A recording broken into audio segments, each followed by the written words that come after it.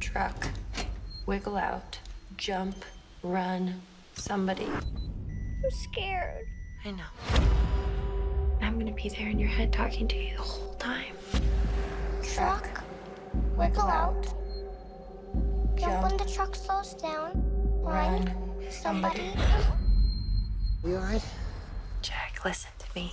This is our chance. Thank you for letting us do this interview. We're grateful to hear your story. Thank you to everyone who sent their good thoughts and their prayers. For 5 years, you made life in that small room, that prison, as nurturing and normal as you could. So I guess my first question for you is when we're on our little phones and looking at that screen, are we in our own room? Oh, that's interesting. I guess so, aren't we?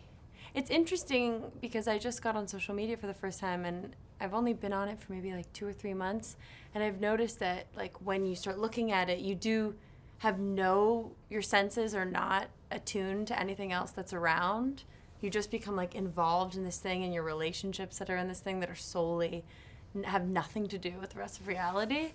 I think that Room does represent the movie itself as well, just like represents more of a mental representation of our lives, and that small space could be the difference between childhood and growing up, and just in general an expanded perception. That's the word. But what this film is at its center is a love story between mother and son. You watch them start off in situations that are very simple and sort of dark in some ways, but you need that darkness to propel them outwards into the world and into the complexity of life. So how do you think, in our society now, because we're so glued to our devices, how do we combat agoraphobia and xenophobia to get out into the world? It's everyone's personal choice. I don't know. I'm not writing a self-help book, but I would say personally I try and do my best to take breaks. I've heard friends call it an electronic fast, which I think is pretty funny. But just finding a way to tune out, because I think the stuff that's inside our heads is so interesting. And we find a lot of sneaky ways in order to stay away from looking at it. But even just taking an hour in the morning, just that hour, I do it every morning. Oh, it's pure bliss. Talk to me about the power of a child's imagination, because obviously we were both children. And I wasn't. No. I have no idea what you're talking about. But why is that so magical and so powerful, but also formative in how we interact as adults?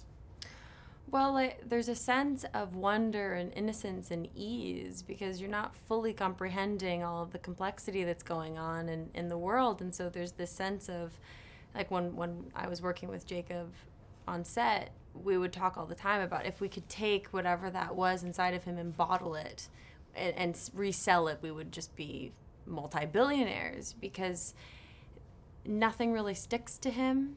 Making a movie is really hard, just like I imagine anybody who's, in the daily grind of work. It's very taxing, and you can get very consumed in the day-to-day like dramas of things. But for him, it's not. And I also think you don't have as much memory to recall. As you get older and older, there's far more things that your brain's trying to go, is it like this, or was it like this before, or can I anticipate this sort of pain or this type of love? We start to have more to associate with, and so there's this beauty of a blank slate where everything is new. Everything is the first time. And so we don't have any preconceived notions as to what it should be, and we have no fears about it because we have nothing to attach it to. It's just awesome. So for Jacob, things like crying on screen was like, after he was done, he'd be like, yeah, this is so awesome. It didn't ever go like, oh, it reminds me of the time that my mom took my Lego away. It's 2 seconds later, it's gone. It's just a cool thing. It's a cool part of the human experience that you can feel all of these different things.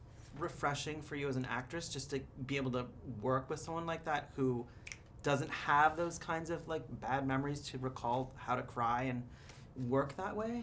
Well, it keeps a movie like this that does have a serious undertone to it. It keeps it from being a place that you access for too long, because you can't.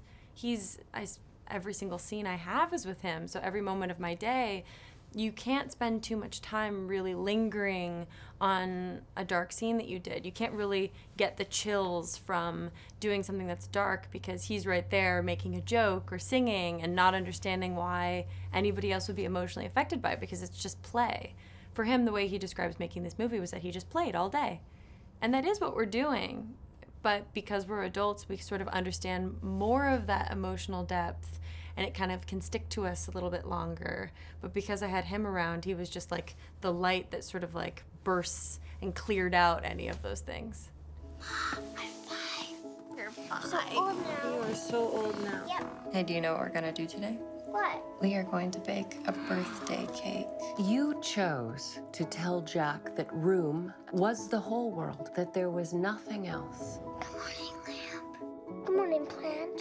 Good morning, sink. I wanted him to feel safe and that it was a great place for him to live. Did you ever think you would be free? I hoped. Hello, Jack. Thanks for saving our little girl. Why is it important for kids to go play outside and not stay in their room? It's important for a kid to go play outside so they get their healthy activities, and to be in that room it must be, because I'm a kid and kids always want to jump around and play a lot. So it must have been really hard for that kid to just like be in that room stuck and nothing where to jump. And I think that it's important for a kid to get out there. So if you play video games a lot, your brain will get mushed up and you'll do bad in school. So outside activities will help you get the stuff you need, like to run around. And so that's why kids eat candy a lot, because they know, oh, we're running around a lot, we'll just burn it off. So. Do you think that, when you see adults, they're always glued to their phones, they're glued to their screens. Do you think that, in a way, that's kind of like a room in itself? I don't think it's kind of a room in a room. I think because people are usually walking around on their phones, and sometimes I think that's kind of a bad idea. What if you accidentally walk into the road and a car comes and hits you? So I don't quite like it that much, but my mom and my dad don't usually spend times on our phone. We usually spend time as a family together. I mean, we usually watch movies together, and we usually go to Disneyland together, but we haven't done it yet, but I know for sure we're gonna do it soon. What was the biggest lesson you learned making this movie? Not to ever be shy to yell at someone that you're very friends with, because in a movie, well, never yell at your friend in real life, but in a movie it's fine to do that, because everyone will think you're actually doing a good job for it, but that's kind of weird, right? But it's actually a good thing. So I learned how to never be shy. What do you think about Hollywood? I love it. From my room, I can see the Hollywood sign. I can see a little bit of the city, and it's so warm here. I love it. What do you think about the acting business, show business? I love that too, because it's a really good thing for you to do, to kind of get to be another person, to see how other person's life would be. So you kind of, if you're an actor and you kind of like Pretend to be other people? Yeah, you pretend to be other people, so other people are happy. You make other people laugh, you make other people cry, but that's kind of mean. You made me cry. Sorry. What do you think about that? I feel bad. You okay? I'm fine. Okay. Last question. If you were going to describe what type of film this is, what type of movie is Room? It's a sad drama. Sometimes it can make you laugh, but mostly it makes you cry. It's a sad drama that is really powerful, the music really makes you get it and kind of, you know, fall in love with the story about these two people who are family that were like raised in a room. I was raised in a room, Mom wasn't. She was 17, I guess, when she was kidnapped.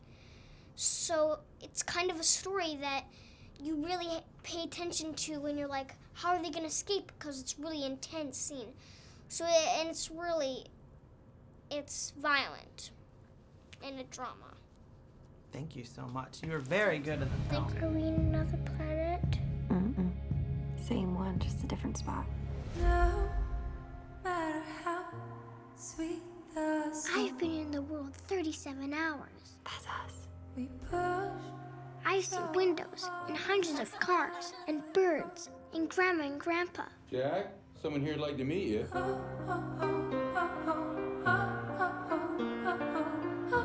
Will he find us? No, he will never find us. Everyone keeps asking, are we okay? You have no idea what's going on in my head. Yeah, well, try me. And every time you look at me, that's all that you see? When I look at you, Joy, I will see my daughter.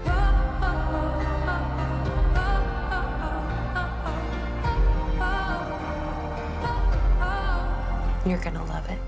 What? The world.